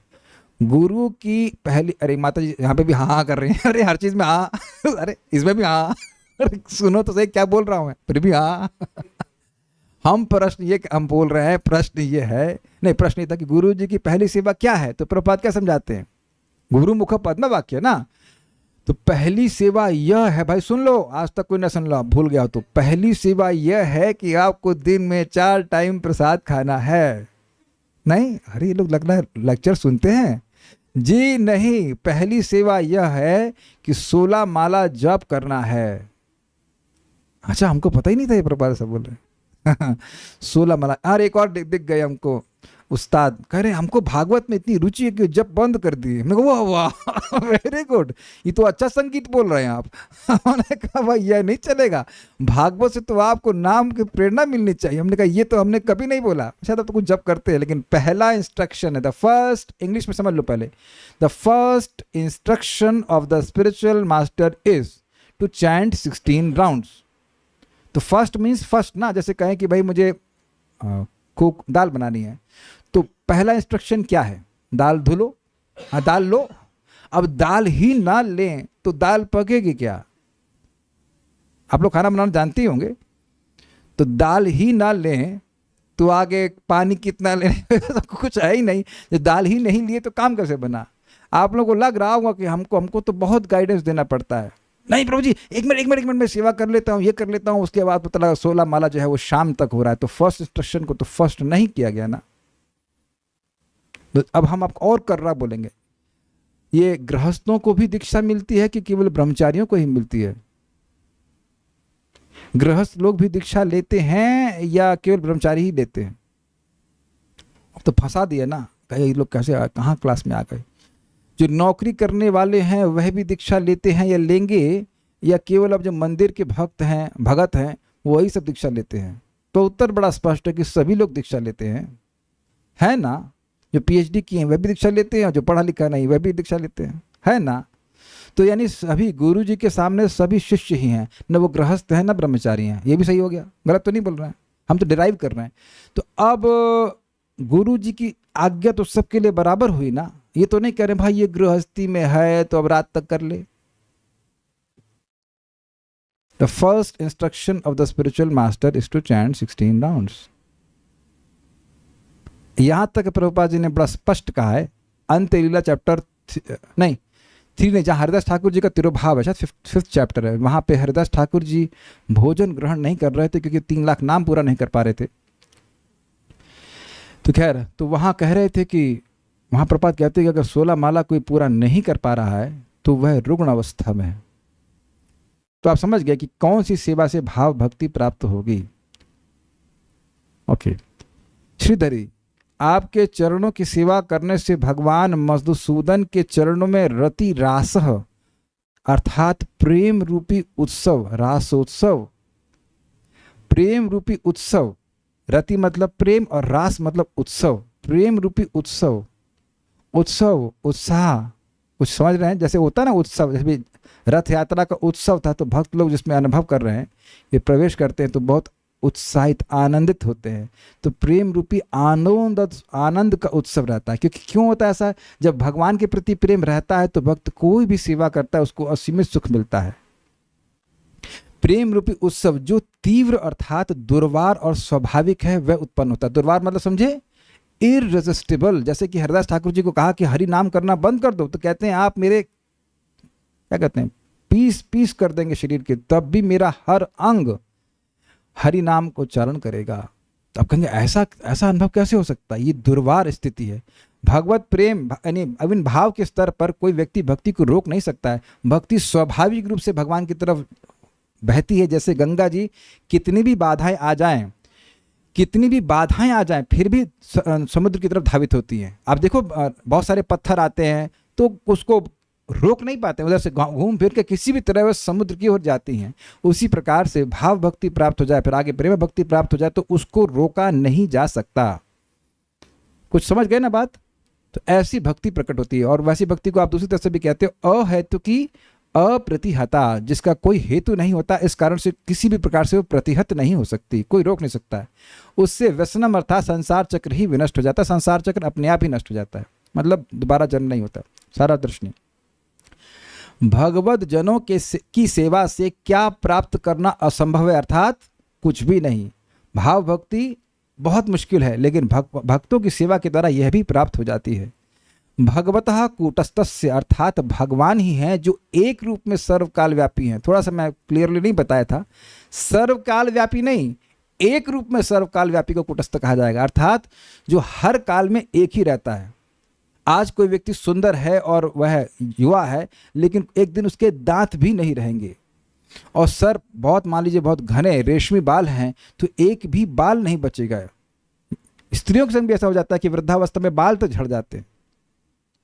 पुरुषों का तो पहले चालू हो जाता है, 40 साल में शुरू हो जाता है अनर्थ निवृत्ति वो बाल नष्ट हो जाते हैं। तो ये देखा जा रहा है। एक व्यक्ति जो खूब तेज चल पाता है वह अब चलने में भी असमर्थ है। जब मेरी माँ जिंदा थी तो बता रही थी कैसे वह कई किलोमीटर चलती थी युवावस्था में। वो क्या कहते हैं उसको, अरे वो जो मैंने क्या नाम भूल रहा हूँ, आर्मी जैसे लगते हैं वो लोग लेकिन भूल रहा हूँ उसको, अभी मुख से नहीं आ रहा। आप लोग समझ रहे हो शायद। एनसीसी, हाँ एनसीसी कैडेट में वो फर्स्ट आई थी मार्चिंग में वो, लेकिन अब बुढ़ापे में उनसे मंदिर तक चलना भी बहुत भारी होता था। तो अब समझ रहे हैं कि हम ये हमारा देह एक रूप में सर्वकाल व्यापी नहीं। वैसे भी कितने परिवर्तन आते हैं। जो देवता आज है वो मनवंतर के बाद देवता भी नहीं रहेगा, तो देवता की पूजा करने का फायदा है नहीं। भगवान हैं जो निर्विकार रहते हैं, हमेशा रहते हैं, जीवन के साथ भी और जीवन के बाद भी। LIC नहीं रहती है, कृष्ण रहते हैं। समझ में आया ना बात? LIC का एजेंट रहेगा आपके मृत्यु के बाद। जब से मैंने कई बार बोला कि इस जगत में लोग हमको तभी तक स्वीकार करते हैं जब तक हम जिंदा हैं, उसके बाद तो जला के फूंक देते हैं, लेकिन मृत्यु के बाद भी भगवान ही हैं जो हमें स्वीकार करते हैं और कर सकते हैं। कई बार लोग मर जाते हैं, उसके बाद कहते हैं इनके लिए क्या करें। हमने कहा अब क्या करना है, जो करना था जब जिंदा थे तब किए नहीं, अब मरने के बाद क्या करेंगे आप? जो करना चाहेंगे तो अंदाजे लगाएंगे ना कि उनके लिए ये कर दिया वो कर दिया। तो ये बहुत बढ़िया बात है। भगवान सर्वकाल व्यापी हैं, जन्म जन्मांतर भगवान हमारी रक्षा करने वाले हैं। एक बात में यहाँ पे आ रही है, थोड़ा सा मैं बोलूंगा। एक व्यक्ति हमको पूछे कि भाई एक भक्त का जन्म भी तो माँ के गर्भ में होगा, उसको 9 महीने माँ के गर्भ में बैठना पड़ेगा, तो उसका जन्म कर्म के अनुसार नहीं हुआ है, ये कैसे माने? लोग कर्म के अनुसार माँ के गर्भ में जा रहे हैं। जी नहीं, यद्यपि वह माँ के गर्भ में जाता है लेकिन उसकी भगवत स्मृति नष्ट नहीं होगी। वह अब दोबारा भी जन्म लेगा तो बचपन की शुरुआत से भक्ति करना शुरू करेगा, इसलिए वो कर्म के अनुसार जन्म नहीं ले रहा है। यद्यपि सो कॉल्ड दुख हैं बाहर रूप से, लेकिन उसका जन्म भक्तों के घर में हो रहा है। और ऐसा भगवान ने गीता में छठे अध्याय में बताया है कि दुर्लभ एतद ही दुर्लभतरम लोके जन्म यदि दृश्यम, इस प्रकार का जन्म अत्यंत ही दुर्लभ है। कि बचपन से आप भगवान की भक्ति करते रहो, अब प्रसादम खून मिले आपको, प्रसादम खून। फिर माँ अगर प्रसाद ही ग्रहण कर रही है तो खून भी तो प्रसादम होगा, तो माँ के गर्भ से ही प्रसाद मिल रहा है कि नहीं, और उसके स्तन का दूध भी तो प्रसाद ही होगा ना। और बोलेगी बोलो बेटा राम कृष्ण इत्यादि इत्यादि, बचपन से ही बोलेगी। तो ये तो बहुत बड़ा सौभाग्य है। तो वो कर्म के अनुसार नहीं, यद्यपि लग रहा है ऐसा। चलिए आगे पढ़ते हैं। तो मैं इसलिए ये क्यों बोला, क्योंकि भगवान हैं ऐसे। अगर आप लोग याद हो कि नहीं याद है, प्रथम स्कंद में था या दूसरे स्कंद में था, मैं भूल रहा हूँ, एक व्यक्ति प्रश्न उठाया गया है, नहीं दूसरे स्कंद में था, प्रश्न उठाया गया कि भाई व्यक्ति पुण्य इस जीवन में कर रहा है तो अगले जन्म में कौन देखेगा उसको। तो वहाँ बताया गया कि भगवान परमात्मा है, वह हर काल में व्याप्त हैं, वो भविष्य में भी व्याप्त हैं। तो इस जन्म में हम जो कार्य कर रहे हैं भगवान उसका प्रतिदान करते हैं अगले जन्म में, ऐसा समझना चाहिए। एक रूपतया तो यह काल व्यापी सकूटस्थ, जो एक रूप में सर्वकाल व्यापी होता है उसे कूटस्थ कहते हैं अमर कोश के अनुसार। भक्तों की सेवा के द्वारा मधुद्विषा, अब देखिए अर्थ, भक्तों की सेवा के द्वारा मधुद्विष अर्थात मधु दैत्य के समान अपने भक्तों के संसार का नाश करने वाले भगवान के चरणों में। तो देखिए एक मधुद्विष का अर्थ क्या था, मधु नामक दैत्य को मारने वाले, और उसके संग एक और विशेषण है, उसका नाम है, उस विशेषण है कूटस्थ, यानी कि वह भगवान जो निर्विकार हैं, असुर मधु रूपी असुर को मारने वाले। लेकिन दूसरा अर्थ जो बहुत अच्छा आ रहा है वो यह है कि जो मधु दैत्य के समान, जो मधु दैत्य था वो भक्तों को परेशान करता था, तो जो भक्तों का संसार है, भोग वासना आदि है, जिसकी वजह से संसार बार बार प्राप्त होता है, उसको भगवान नाश करने वाले, उसके नाश करने वाले निर्विकार शत्रु हैं। अर्थात भगवान भक्तों की दुर्वासना के हमेशा से ही शत्रु हैं। कुछ समझ में आ रहा है कि नहीं। भगवान का नाम, जैसे एक भक्त हमको पूछा, प्रभु जी शुद्ध भक्तों का ही भगवान ध्यान रखते हैं कि हर भक्त का, तो अब क्या अर्थ है इसका, हर भक्त का। जैसे ही नाम बोला नारायण अपनी माँ की गोद से मेरी गोद में आओ, तभी भगवान की भावना हो गई कि इस व्यक्ति को मैं बचाऊंगा, ये मेरा कर्तव्य है। कुछ समझ पा रहे हैं। हमेशा से, अनादि काल से और अनंत काल तक भगवान हमेशा ही अपने भक्तों के संसार का नाश करने ही वाले हैं, करते ही रहते। समझ आ रहा है बात। ये एक अर्थ बहुत सुंदर है, ये आप प्रभुपाद के तात्पर्य में भी देखेंगे। ऐसे भगवान के चरणों में रति अर्थात भाव भक्ति के द्वारा रास अर्थात विभाव, अनुभाव, स्थायी भाव, सात्विक भाव एवं व्याभिचारी भाव के संयोग प्रकट होता है। आप कहेंगे ये सब क्या है, इसको भक्ति रसामृत सिंधु में हम लोग समझेंगे। अभी हमको पूरा नहीं पता है, और नहीं पता है तो हम गलत बताएंगे, इसलिए इतना समझ लें कि भाव भक्ति के स्तर पर इस प्रकार के 1 2 3 4 5 भाव प्रकट होते हैं, और उनमें जिसमें शांत दास आदि रसों की विविधता होती है। मान लीजिए शांत रस में किसी को भाव भक्ति प्राप्त है तो उसमें 5 प्रकार के ये भाव उत्पन्न हो सकते हैं। शांत भक्त है तो उसमें विभाव, अनुभाव, स्थायी भाव, सात्विक भाव, व्याभिचारी भाव भी शांत रस के अनुसार होंगे। कोई साक्य में है तो इस प्रकार से 5 प्रकार के भाव उस साक्य के अनुसार प्रकट हो सकते, ये बात कही जा रही। बाकी डिटेल हम नहीं बता सकते क्योंकि हमको नहीं पता है इस समय। अनुभाव, अब हम कुछ और नहीं बोलना चाहते, बस इतना बोलना चाहते इन भावों के प्राकट्य से व्यक्ति को अत्यंत सुख प्राप्त होता है। इस जगत में व्यक्ति हम किसी की सेवा करता है तो उसे सुख मिलता है उस रस के आधार पर।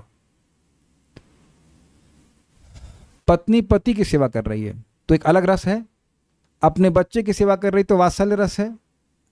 तो संबंध है, इस कारण से व्यक्ति एक सेवा का सुख अनुभव करता है। तो भगवान से जब इस प्रकार की सेवा का संबंध जागृत हो जाता है तो सेवा सुखमय हो जाती है।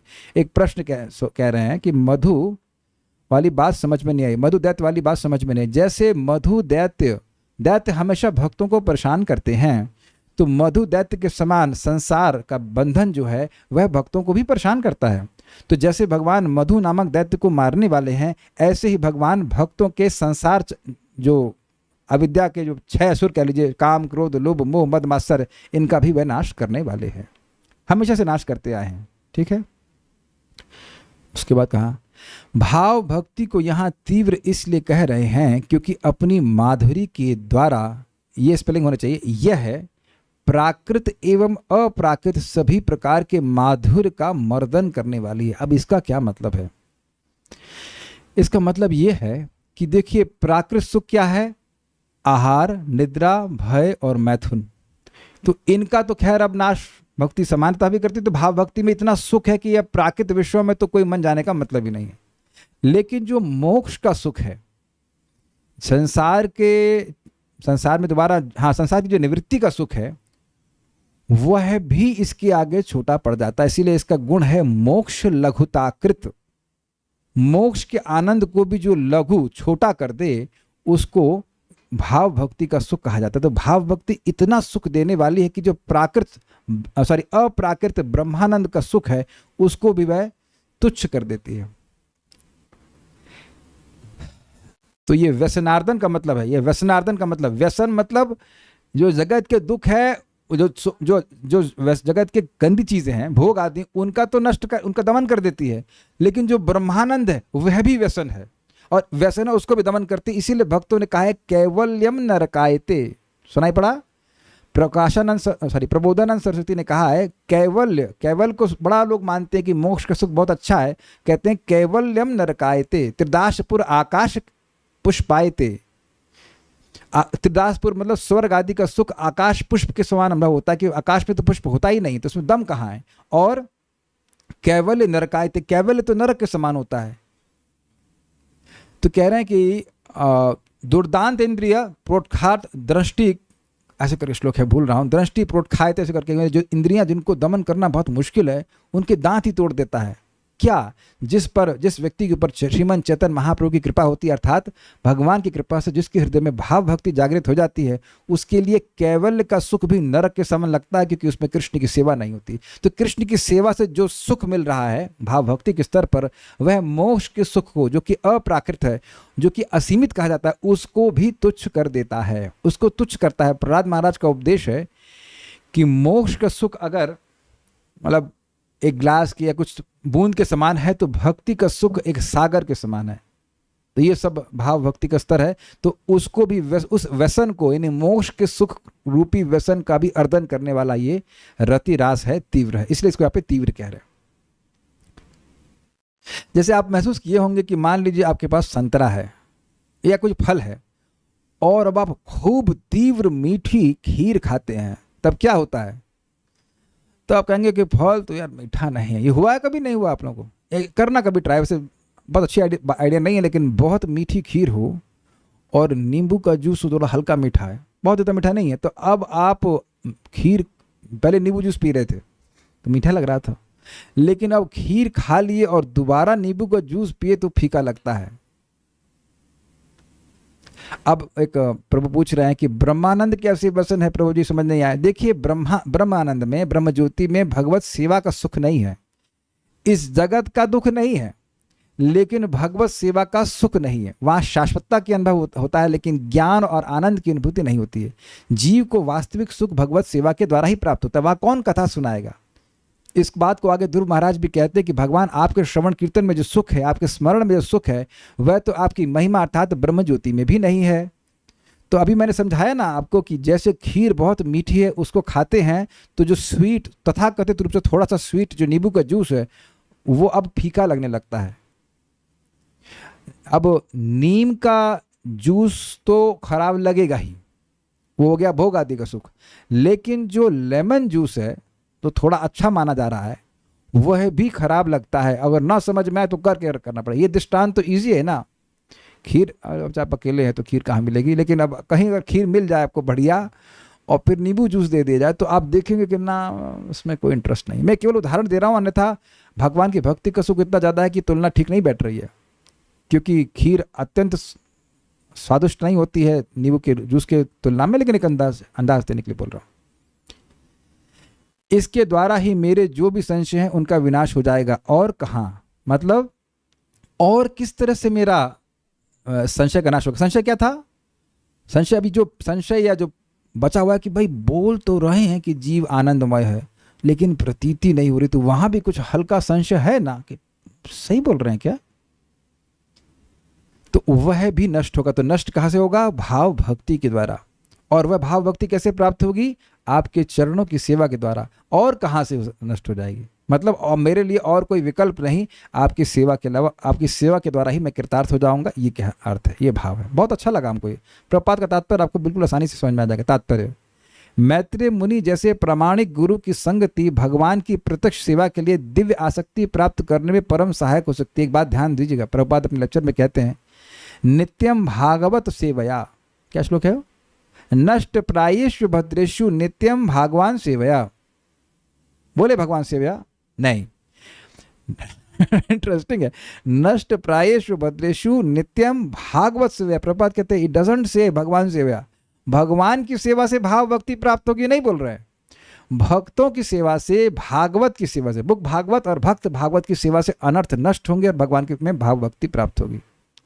इसीलिए तो कहा गया है कि महत कृपा बिना कोनो कर्मे भक्ति नोए, कृष्ण प्रेम दूरे रहो संसार नहीं क्षय। भक्तों की कृपा के बिना अब किसी कर्म को करने से भगवान में प्रेम नहीं होता, और संसार का क्षय तो छोड़ दो, सॉरी भगवत प्रेम की तो बात छोड़ो, संसार का क्षय भी नहीं होता। समझ में आ गया? और आप प्रैक्टिकल देख रहे हैं कि भगवान तो हमारे हृदय में है, लेकिन हम भगवान की सेवा नहीं कर रहे थे। और आप भी भगवान कृष्ण की पूजा करो तो घर वालों को कोई दिक्कत नहीं होगी। आपको पता है, उनको दिक्कत यह है कि आप प्रवचन सुनने आते हैं। Do you agree? Laddu Gopal को रख करके लड्डू चढ़ाते रहे जिंदगी भर, कोई दिक्कत नहीं होगी। अरे भाई हमारा लड़का कृष्ण का डिवोटी है। लेकिन अगर भक्तों की सेवा करने लग जाएंगे, कथा सुनने लग जाएंगे, तो बहुत दिक्कत होगी, क्योंकि अनर्थ नष्ट होते हैं, अनर्थ नष्ट होते हैं।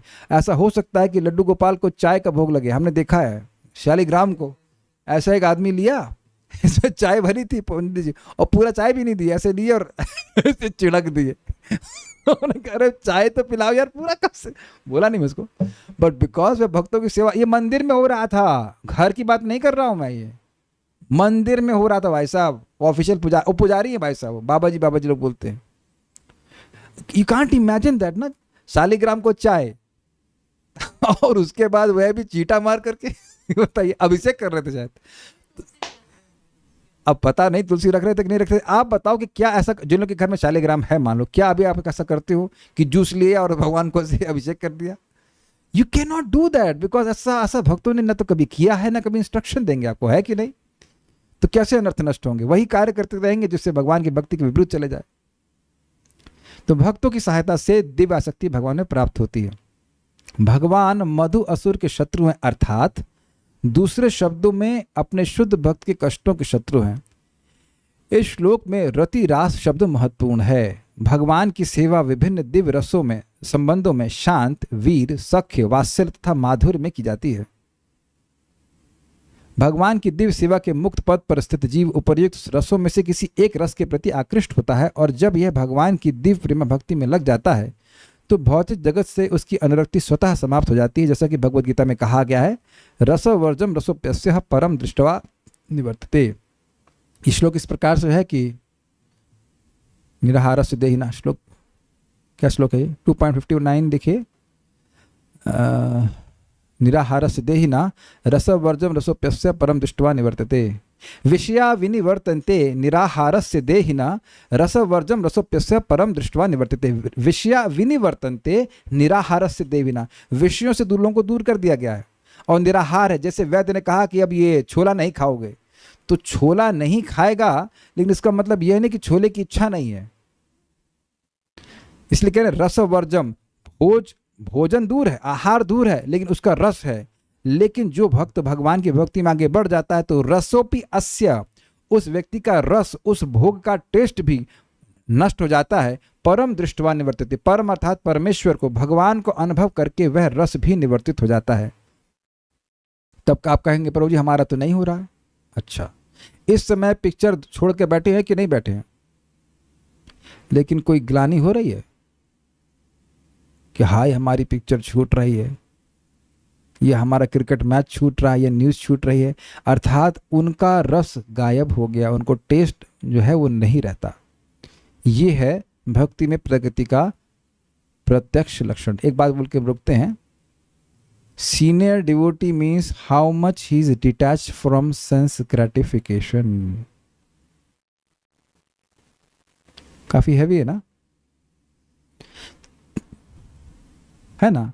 कोई पेशेंट है, मान लो 20 साल से वो अब दवा ले रहा है, लेकिन अब वही बीमारी की स्थिति है, तो उसका मतलब अभी तो वो है शुरुआत के लेवल का ही पेशेंट है ना। तो जैसे जैसे व्यक्ति सतगुण में स्थित होता जाता है भक्ति के द्वारा, तो उसको भक्ति के कार्य बड़े प्लेजरेबल लगने लगते हैं, बहुत अच्छे लगने लगते हैं। तो स्वाभाविक रूप से वे रजोगुणी और तमोगुणी कार्यों में संलग्न नहीं होगा। ये दूसरे को बोलने की जरूरत नहीं कि मैं सीनियर डिवोटी हूँ। अपने को देखिए, हमको खुद देखना होता है कि हम कितने सीनियर हुए हैं, है कि नहीं। जब हम लोग बीमार होते हैं तो खुद ही एनालिसिस कर लेते हैं ना कि हमारी बीमारी कितना ठीक हुई है। अरे मैं सीनियर रोगी हूँ ऐसा तो आप नहीं बोलते ना। मैं 20 साल से ट्रेनिंग ले रहा हूँ। 20 साल और 25 साल और 50 साल की बात नहीं है। भगवान की भक्ति में प्रगति व्यक्ति की मनोवृत्ति पर निर्भर करती है। और क्या मनोवृत्ति यहाँ पे? भक्तों की सेवा, वैष्णवों की सेवा, वैष्णवों को सुखी करने का प्रयास करना चाहिए। So this is something how we are learning this. एक श्लोक बोल के और छोड़ देता हूँ। दुरुह अस्मिन् भू दुरुह अस्मिन् श्रद्ध दुरुह अस्मिन्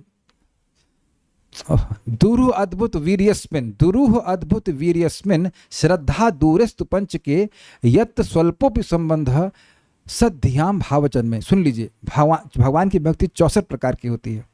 5 की बोल रहा हूँ 64 होती है। तो उसमें 9 मुख्य हैं और उसमें भी 5 मुख्य हैं। जरा सुन लीजिए 5 क्या हैं। धामवास, नाम संकीर्तन, वैष्णवों की संगत, श्री विग्रह की श्रद्धा से सेवा और श्रीमद् भागवत का श्रवण। याद हुआ? याद नहीं हो रहा तो लिख लो भाई। ए मीन्स एसोसिएशन, भक्तों के संगत। बी मीन्स बुक, यानी कि भगवान भागवत श्रवण, यस। सी मीन्स चैंटिंग, मतलब हरि नाम जप करना। डी मीन्स धाम, भगवान का धाम, डेटी वर्शिप कह सकते हैं। और ई का फिर क्या कहेंगे? डी मीन्स धाम, A B C D D कर लीजिए ठीक है नहीं? हाँ, धामवास। और डी मतलब डीटी की सेवा, लेकिन श्रद्धा से, ये नहीं कि ये पत्थर है।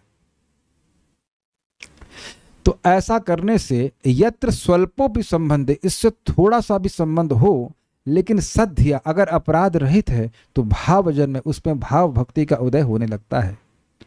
तो इन 5 को तो जरूर करने का प्रयास करना चाहिए। विग्रह की सेवा और धाम में अगर आप भगवान का भजन घर में करते हैं तो घर भी धाम जैसा बन जाता है। तो इसलिए इसमें कोई कठिनाई नहीं है। बट अपराध से बचेगा तो भाव भक्ति प्राप्त हो जाएगी। तो उसमें एक यहाँ पे हम सुन रहे हैं, भागवत सुन रहे हैं, वैष्णव की सेवा कर रहे हैं, तो इस प्रकार से आप भगवान की भाव भक्ति प्राप्त हो जाएगी। हमारा पास्ट प्रेजेंट फ्यूचर भी तो भगवान के लिए प्रेजेंट ही है ना। I don't understand this. Senior and sincere devotee both are same? No. बड़ा अच्छा प्रश्न है। क्या सीनियर डिवोटी, सीनियर और सिंसियर डिवोटी एक हैं? आपका क्या रियलाइजेशन है? हो सकता है कि कोई 20 साल ऐसे जब करता रहे, हरे कृष्ण हरे राम, ठीक है यार, हरे कृष्ण हरे राम हरे कृष्ण राम राम, तो ये सिंसियरली जब करना तो नहीं हुआ। और कोई हो सकता हो कि पहले दिन से ही बहुत सिंसियरली नाम जप करना शुरू करे।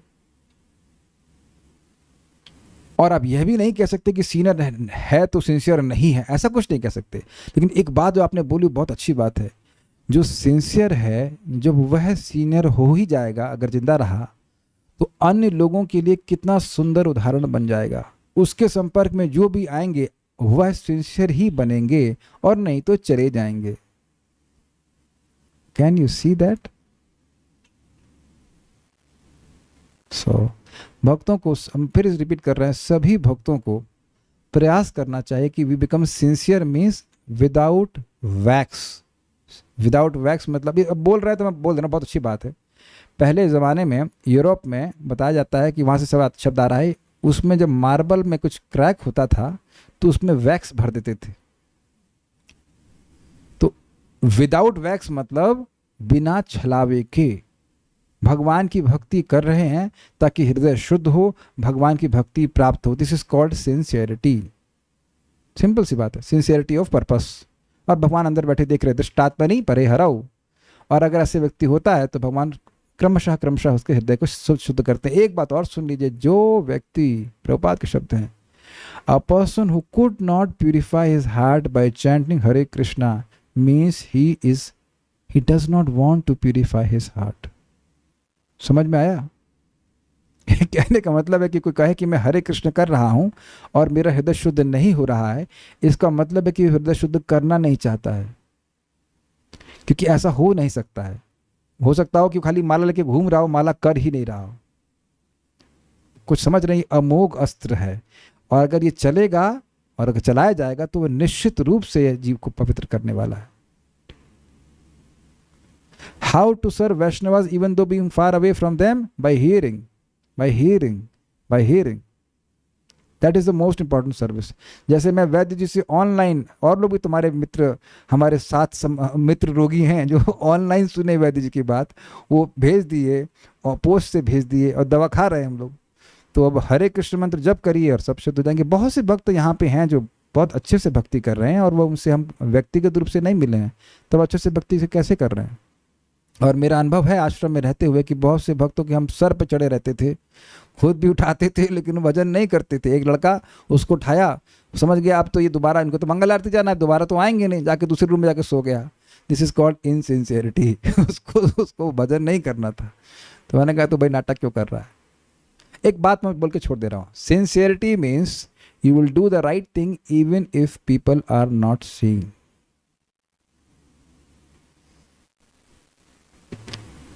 So, like that. Okay, we'll stop now. Srimad Bhagavatam की जय, श्रील प्रभुपाद की जय, निताय गौर प्रेमानंदे।